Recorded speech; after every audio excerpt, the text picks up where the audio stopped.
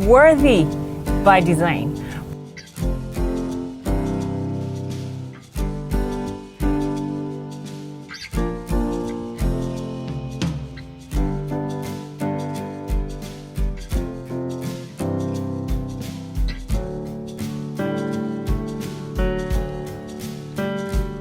Hello there, it is such a delight that you joined us on today's edition of Worthy by Design, brought to you by Advent Cable Network Nigeria, ACNNTV. On this show, we'll focus on the journey from girlhood to womanhood and everything in between. I'm Ibera Chims. Welcome. Happy International Women's Month to all the beautiful women out there. You are loved and cherished. This year's campaign theme is Break the Bias. So that is the focus of our conversation. What biases do you as a woman need to break? How can you do so? To answer these questions and more are two elegant women. To my far left is Jennifer Nzomiwu. She's a lawyer and women advocate. It's good to have you. Likewise, thank you. And to my immediate left is Nanu Uhegu. She's a pastor, women advocate, businesswoman, and this and that and that. It's good to have you again. Thank you. You're welcome to the show. Right, International Women Day. We celebrate it every year. Why? Should we continue? Jennifer? Yes, please. In my view, right, and I would start with an Igbo proverb. You know, it said that when a child is crying and pointing towards a place, that if the mother is not there, then the father is there. Mm. So for me, this yearly call or yearly awareness on Women's Day is very vital, and it comes from a place of deprivation. Okay. From over centuries and leading up to very recent times when it started.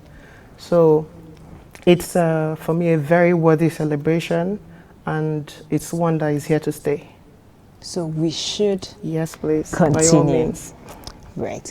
Now, Nanu, do you think we should embrace this International Women's Day celebration because of the gains you have seen?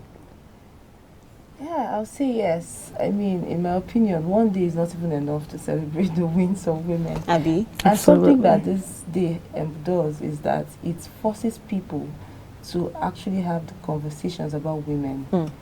People that are pretending like they don't know the issues, even in organizations and families, this day that we bring out to celebrate the achievements of women and the things they are doing, contributions to the economy, to different sectors, we actually force people now to look into women.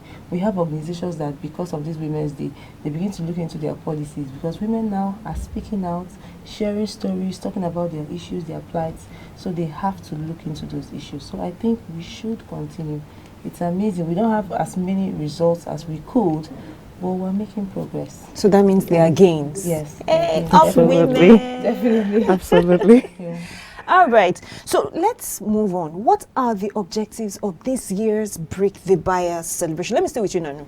Okay. I believe the objectives are a world without bias, stereotypes, discrimination, a world that is diverse, equitable and inclusive, and the third objective is a world where difference is celebrated and valued. These are the three major objectives of this year's Break the Bias. Let me come to the issue of difference being celebrated and valued, Jennifer. How can the world at large celebrate the fact that a woman is different from a man? How can that be celebrated? Now, on the issue of difference, a woman is not just different from a man, but women differ amongst themselves. That's where personality traits come to play. Okay, for instance, I'm my dominant personality is sanguine. I'm more outgoing, boisterous and all of that. She might not be same as I am, or she might not share same traits. And if we were to be judged by an onlooker, you know, people would judge me as this one is too loud, she's too forthcoming, she's too in everybody's face. But that's the beauty of, you know, diversity. So this is now amongst women. Now, we differ greatly from men, traits and, do I say, playing field, approaches and all that? Yeah. So, of course, the differences are there, and there's more need for more light to be on these differences. Yes. We should because celebrate yes, absolutely. You know, there's unity in diversity. So in celebrating those, we can find the unifying points. Very Yes, important. absolutely. In celebrating those differences, we find The unifying point. yes. And at that point, we are able to mark off, you know, a box that Yes. we've achieved this. Yes, Right? absolutely. Now, let me come to the biases particularly. I'll stay with you. What biases do you think African women, we like this, we need to attack, we need to fight, and we need to send back into the village? Okay. Well, if you got me started on that, we might not live here today. But the few that come to mind, because these are personal issues I've addressed with my mom. You know, growing up, you're told, a girl is seen and not heard. For me, that's the major bias, because that's like the root base, the base of every other. It's from there that many others spring forth. You know, my young mind always challenged that. Okay, why should I be seen and not heard? I'm not mute. I wasn't born mute, so why should I just be seen? You know, to gloss over issues and all that. Like, my opinions are not sought. You know, things happen and I shouldn't complain. So for me, it's a very suppressive bias. And it's real. Like, it's real in Africa, in Nigeria, precisely. So for me, that's one of the major biases that should be, because, you know, girls, women are taught to more like conform. You know, you suffer different injustices and you should just be mute, and you should be an onlooker. Just more like a passive approach to life. Just But we have something to say. observe. Yes, we have a lot of stuff to say. We have something to contribute. A lot. Because, of course, people always say that women are blessed with this sixth sense. We have this gift of perception. That's, okay, let me not say men lack, but most men do lack that. And that they need. yeah, okay, they need. Thank you. So women's perspectives can't be totally shut out. No, our voices cannot be suppressed. You know, our inputs, our approaches, our persons, you know, and the color we bring. Come on. You know, yesterday, a client came and all that, and he said, you know, women, you know, you people have this, you people are a lot, that he wishes God would just take women away. And I'm like, okay, imagine a world without women. I said, you people can't even deal with yourselves, men. Like, of course, so that's it for me. Okay, now let me come to Nanu. We're still on these biases, right? African women, which do we need to throw out of the door? Well, the one that comes to mind just now is that bias about women not attaining some leadership positions, some sensitive positions. Like, these positions are not for women. And, you know, men are not our problem. Even women don't think They deserve it, right? Absolutely. So that's one thing we need to throw away. Like, there's no women are different, not inferior. We're not inferior in our thinking. Our brains are not inferior. True. You know, women might be the weaker vessel, but we're not the weaker mind. You know, Vessel, so, yeah, not the content. exactly.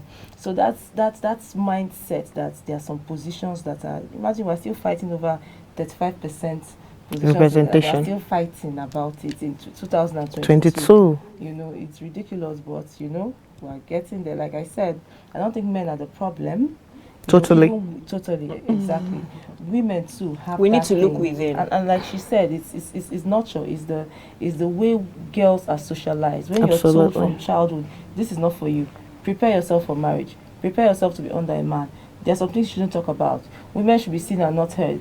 If you talk, you're too loud. You may not find a husband. Absolutely. If you're too, you're too much. You're too much. Whatever you do is too much. They're trying to tone you down. That's what ultimately is the root of the problem. So that's one bias about women not holding some leadership positions. We need to kick it out, throw it back to the village. And that is important. That's very important because there are so many women who have trained themselves, who have, gotten relevant skill for certain positions. And you just let me get a skill and sleep with it on my bed without using it. Badge of What honor. a waste. Badge of honor. Okay, so now let's talk about why. Let me say with you now. Why should we break these biases? Looking at Africa, looking at Nigeria, why is it necessary for us to break these biases? Because we from when we're born, we've always been hearing Nigeria is a third world. Now, I don't know if they say we're developing or be underdeveloping. I don't know which one. Now, let's put all these things side by side. Okay, why do we need to break the bias? Women have a lot to contribute. A lot. If we don't break these biases, we're going to have 50% of the population not contributing as much as they could. And then the contributions that we bring will make Nigeria Africa so much better. Women's contribution, it's when women are, what happens when women are given opportunities and all that. It's a lot. We bring so much value to the table. But then now that our voices are suppressed, we are doing without the things that the women could bring. And these things will ultimately make the world a better place. So that's one of the major reasons why we need to break these biases. It's necessary. If the world is going to be better, those things have to be done away with. And something comes to mind, right? When I think of women breaking biases, Ngozi Okonjo-Iweala, yes, she comes to mind. Now she is the WTO chair, right? And whenever I think of WTO chair, you're thinking of a Nigerian. You're thinking of Ankara, because she doesn't joke without her Ankara. She never does.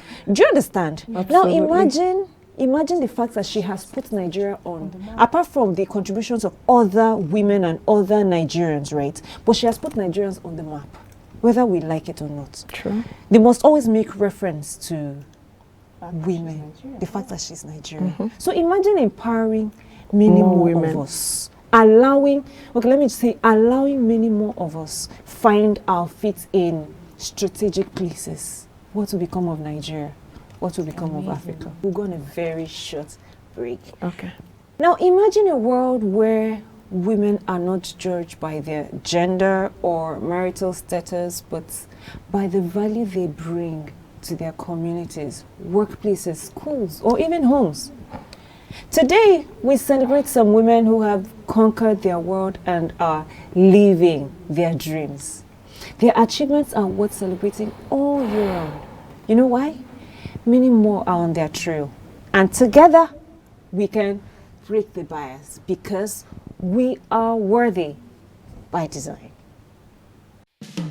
Worthy by design. Hello, my name is Nneamaka Onyema. I am a legal practitioner, a chartered mediator and conciliator, and a girl child advocate. I'm passionate about bringing or providing legal services, counseling, and rehabilitation of victims of sexual-based violence and domestic abuse, also bringing awareness to the girl child on issues surrounding them to mitigate gender disparity. Before now, back in the days, there were no concerns or talks about issues surrounding early marriages, menstruation, gender disparity, sexual abuse, and the rest of them. But in recent times, you hear about laws and policies are being made to protect the vulnerable, especially the women and girls in the society. You hear laws like the Violence Against Persons Prohibition Act of 2015, laws like the Child's Rights Act of 2013, and then the Sexual Harassment Against Students in Tertiary Institutions Prohibition Bill, and the rest of them, amongst others.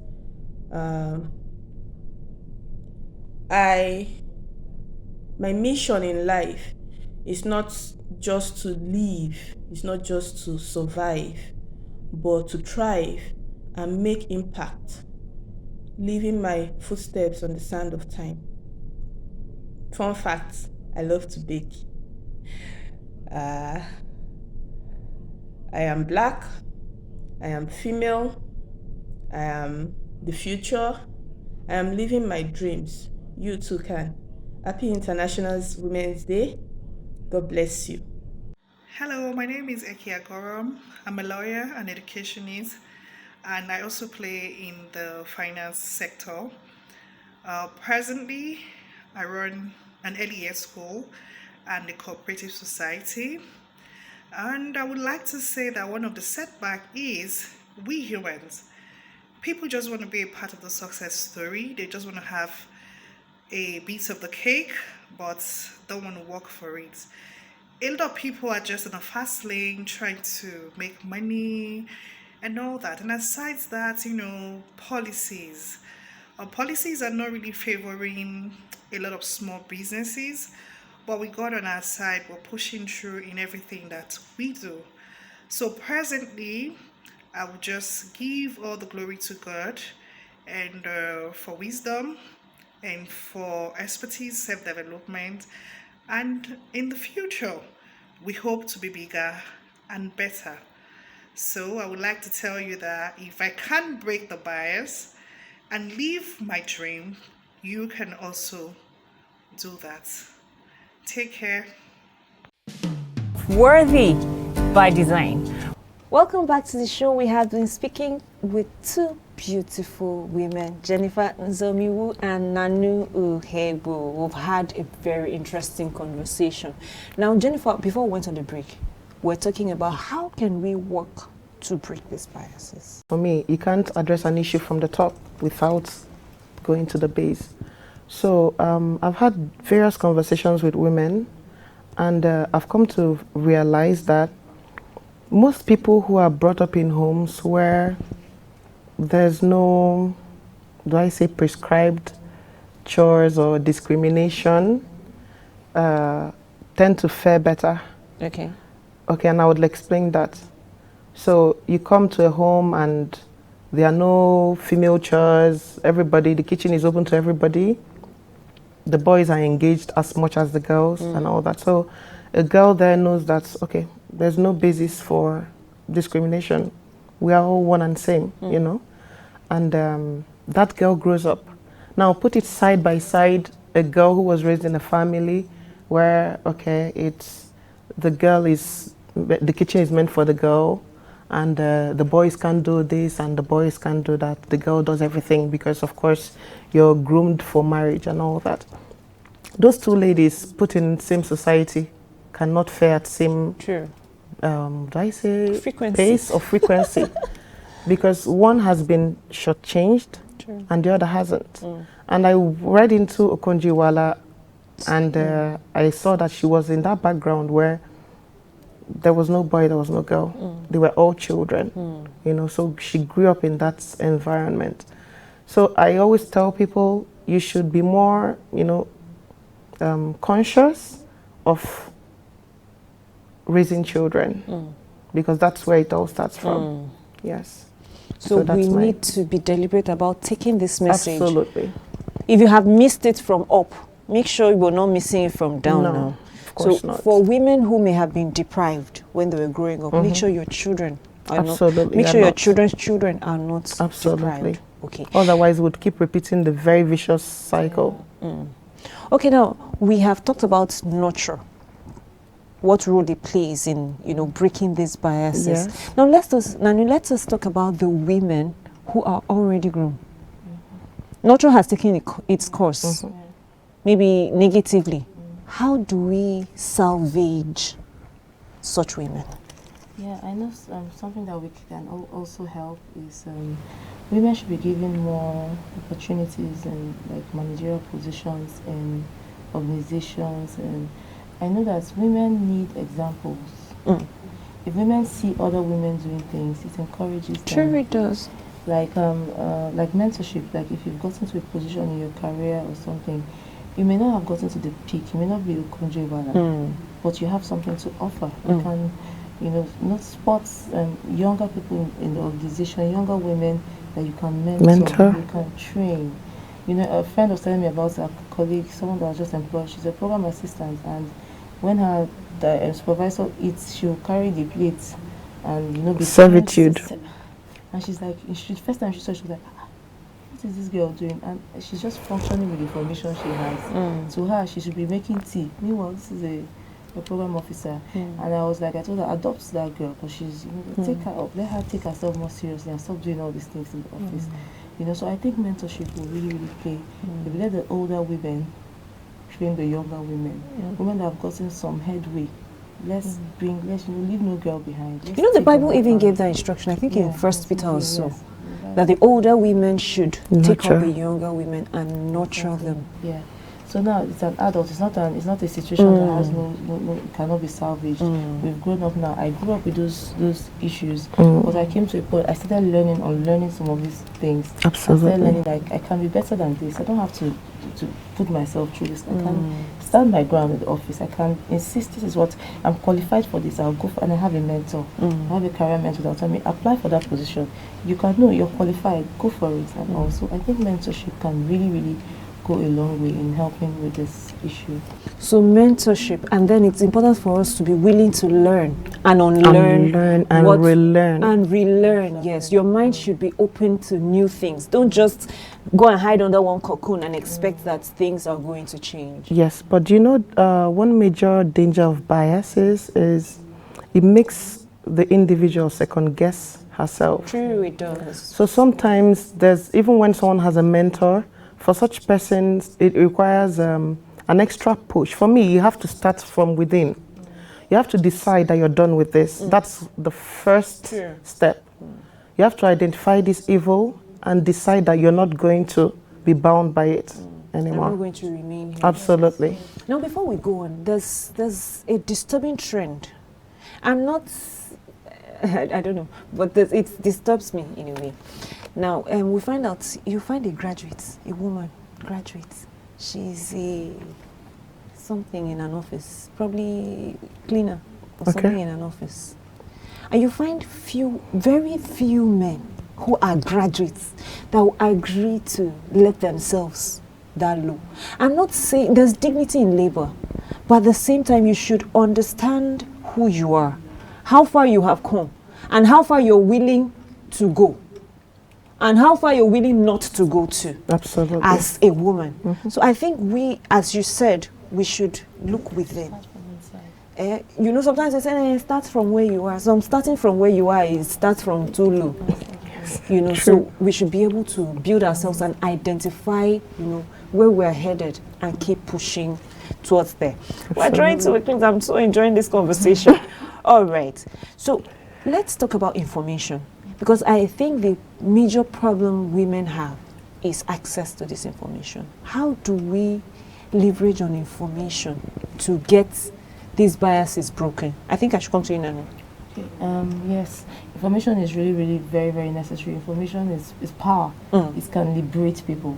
We used to go to secondary schools and challenge young girls to go for things, to go for positions, those positions that they think are reserved to the boys. So, you can run for class president. There's nothing like boy, girl, starting there to tell them you can do whatever you want to do, because something that I've observed in working with young girls is that these things are subliminal. It's subconscious. In their subconscious, they think they are not good enough to go for some things. And some people pay lip service to this thing, like, I'm all for women, equality, 50-50, but so inside them, they don't really believe it. So when it comes to action, you see what they really, really believe. So, advocacy, campaigns, we need to go all out. When we get this information to this, especially to the young people, with that information, they'll be able to go for things. So I think we need to use all the media, every tool at our disposal. Use the media, advocacy, policy changes, because once you change, that's action now. Change the policy, 50-50. Then we have no choice, but the girls have to take power, because they know they have access to it right now. So I think information is powerful, and we should use every tool at our disposal to get the word out to young people out there. Jennifer? For me, I agree with what she's just said, but I would add it's a matter of interest. Very important. Yes. Matter of interest. Because yes, I know people in rural areas, villages, maybe not all of them have access to phones, but of course some of them do have access to radio, to TV, when there's power supply. Now, those of us in the urban, spheres, some of us have our phones, many of us have our phones, but when it comes to such issues, we're not interested. We would rather just, sit and look out, and hope that these things change, but they won't change until we are ready to engage. Everyone, this has to be a very voluntary and intentional, stride. Everyone has to be part of it. You have to even see it as something worth aligning with. Otherwise, it will just be noise. So how do we bridge this information gap? Who is taking for us? Nanu, your mouth is moving. Go ahead. How do we bridge the gap? Well, we just have to keep trying. Yeah, there's a gap. There's an information gap already. And she talked about the rural places. There are some states that you don't have any female representation in any public office whatsoever. You don't even have women going to school. So it's really still for me, because I'm an advocate. I keep talking about advocacy, and we do that. We go to rural areas and try to insist on some education for girls and all that. Because when someone is an illiterate, where will you start from? True. Information is power. Exactly. So we need more people, really, because the need is so great. You go to one place, you're still trying it. There's so much need everywhere, So it's really all about more people, more hands on deck. Like she said, interest. Let more women who have some resources, some power, become more interested in this thing, and recruit other people. Exactly. Absolutely. Bring more hands. Pushing more the resources, narrative. make Yes. some more progress in Jennifer, what are your last words? Well, I would say we just have to wake up and keep the flame burning in our little corners. Like, I take it upon myself anywhere I am, maybe in the markets. I think I was once in the market some time last year, and I heard some women talking about a particular celebrity and how she was stupid for having left her marriage and how she was a failure, all sorts of things. And I just took out the time to try my little bits, because I'm like, okay, you just see this person on social media, but you don't know the hell she goes through in her marriage. I mean, no one just wakes up and decides to leave a marriage. For her to have left something, there's an underlying factor, and you don't expect her to, just stay. And most of them were like, but we too, if we all left for being beaten, if our mothers all left for being beaten, I'm like, we don't have to be you. I know that the message is taken. Yes. And our women are ready to break the biases. Yes. So if we must break the biases and forge a positive visibility of women, we must be deliberate and committed to the cause. I think that's what our guests have been saying. Because every woman is worthy by design, deserves to be seen as such, and celebrated all day, every day. A big thank you to our guests, Nanu and Jennifer. I enjoyed every bit of this conversation. As did I. Thank you. Catch us every Friday by 9 p.m. on this station and on YouTube for a fresh edition of the show. I am Ibera James. See you next time.